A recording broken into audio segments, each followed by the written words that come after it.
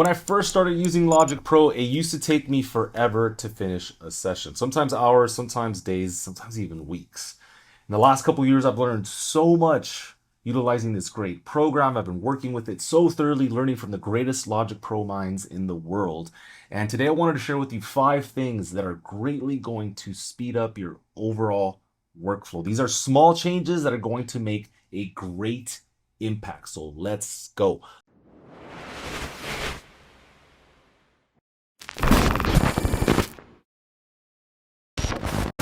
The first one's called start or play from last position. If I hit Option K, this is going to open up the key command assignment window. Right in front of us, we see stop or play from last position. It's currently off by default, so you're going to want to set this up.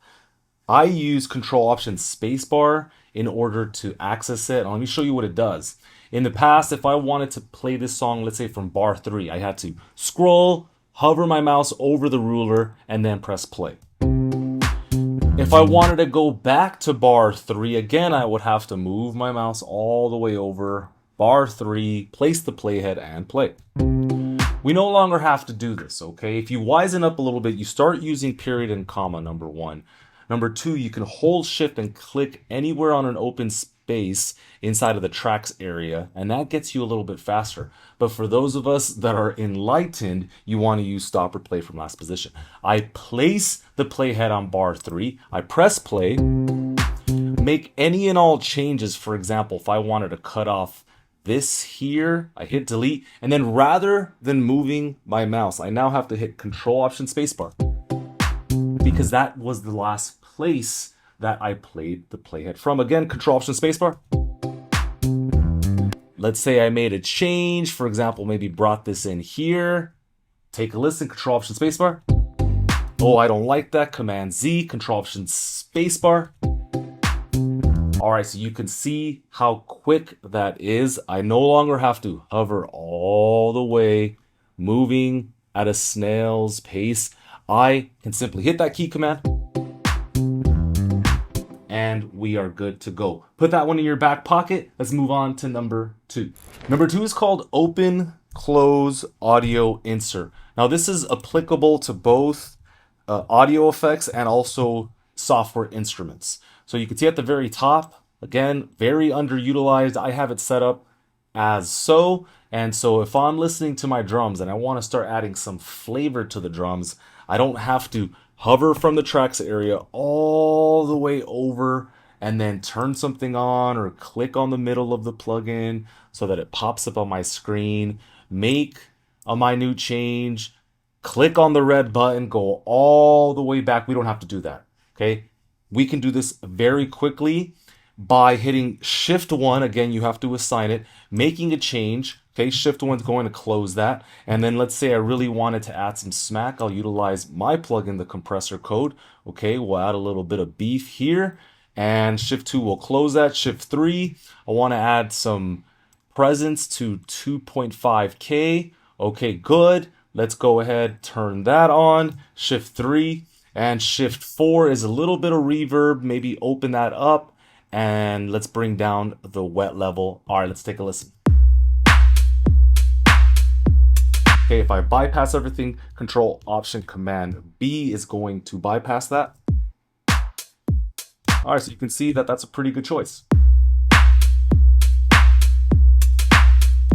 If you want to open up the software instrument track type, in this case, it is Drum Machine Designer. Shift Q is going to give you that. You can see it pops up on the screen. Maybe you just want to make a couple of changes, play with your sample, and then Shift Q is going to close that. Again, I've got mine set up for Shift 1, Shift 2, Shift 3, Shift 4, and I personally chose to only set up 5 of these, but you can go all the way up to 15 if you wish. That's number 2. This is going to save you a lot of time. You no longer have to hover all the way over to the inspector channel strip. You simply have to hit that key command and you're good to go. Bar beat division tick. This one right here takes the cake. I don't understand why everyone doesn't utilize it. It really is the biggest game changer transformer that there is. If I want to make any important decision in Logic Pro, I have to consider the snap to grid. In other words, the unit of measurement. Is it large, medium, small, or basically off of the grid? By default, smart is on, and I don't think it's very smart, simply because every decision is dictated by my zoom level. So if I have a macro view, it's moving in bars, and if I zoom in tight, it's moving in beats, divisions, or ticks. I personally don't subscribe to that. So what we're going to do, we're going to reassign two things. Snap to grid, here, bar, beat, division, tick. And after snap mode, I want you to search up nudge. And this is similar, except I have it set up in a very specific way. If you have an extended keyboard, you should have a numerical keypad.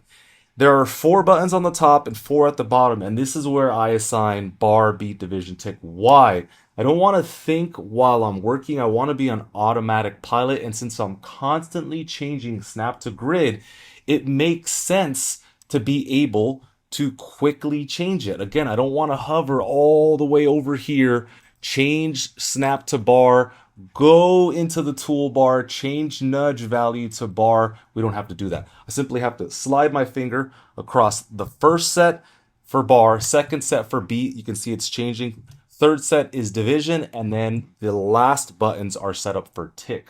And let me show you this in action. In the past, if I wanted to make a change, like let's say I wanted to change one of these notes, I'm going to do it the slow way first, and then I'm going to do it the fast way. Let's check it out. Slow way.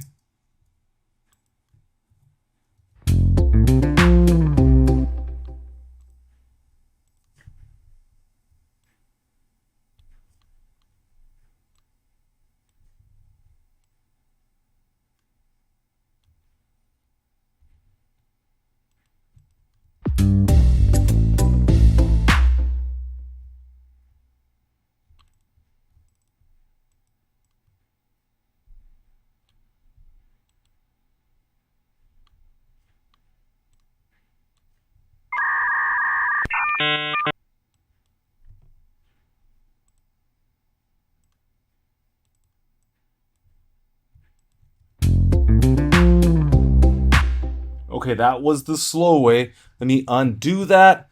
And here is the fast way. Ready and go.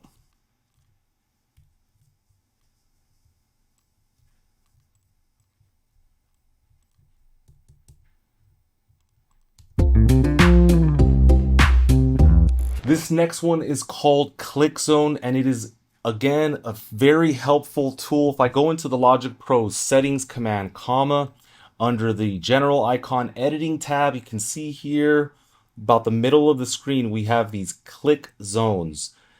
I like to utilize fade tool click zones and quick swipe and take editing click zones. We're not going to cover that one today, but we will cover fade tool. Why?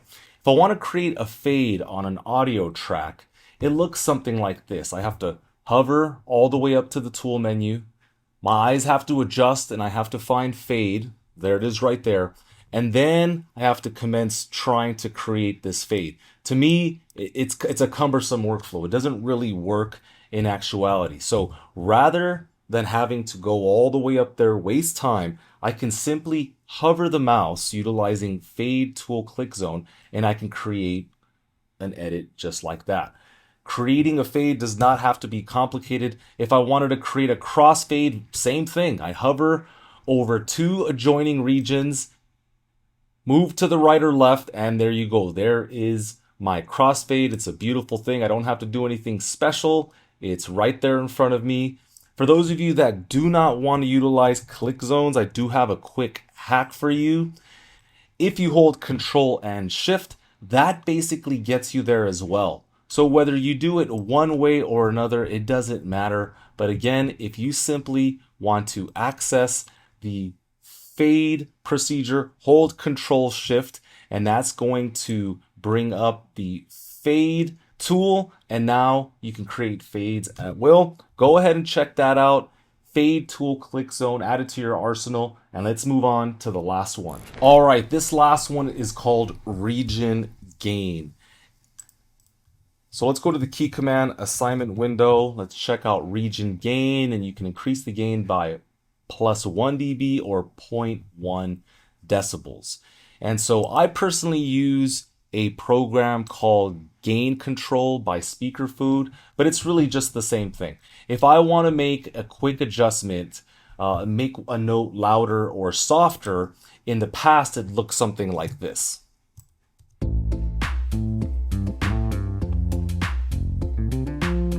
For example, let's say I want to make that bass lick a little bit quieter. I would have to find the edit, and then I'd have to move all the way up to the region inspector. I'd have to create some kind of change. And again, I'll utilize stop or play from last position. If you wisened up, you can bring over the region inspector by clicking and dragging it. This is called the region inspector float. And this made you a little bit faster. It was a little bit more productive because I could just change it from the center of my screen. But now we don't even have to do that because I simply have to just hit the key command and you can see that the region gain is changing right in front of us. So that to me is the best way of doing it. Let's say I wanted to make another change. Okay, so here's a good spot right here. I will click here. I can assign it to a key command and I have a Stream Deck right over here, and I can also roll the Stream Deck knobs and I can change the region gain that way.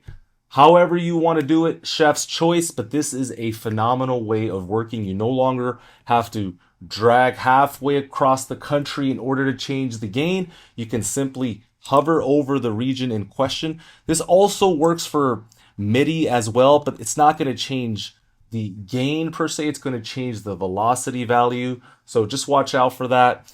Those are the 5 steps that I was talking about. Let me know which one is your favorite. I really feel like these are going to help you out in a dramatic way. And I really hope you guys are doing well. This is, I believe, my 15th year using this program, maybe 14, and I'm having such a blast. And let me tell you, it gets better over time. So thank you guys for supporting my work. If you want to check out everything that I'm up to, I've got links in the description. Please check out my second YouTube channel where we cover all things Logic Pro. And yeah, I guess it's time to go. Thank you guys so much. If there's anything you want to see me cover, let me know in the comments, and I will see you on the next one. Take good care. Bye. See ya.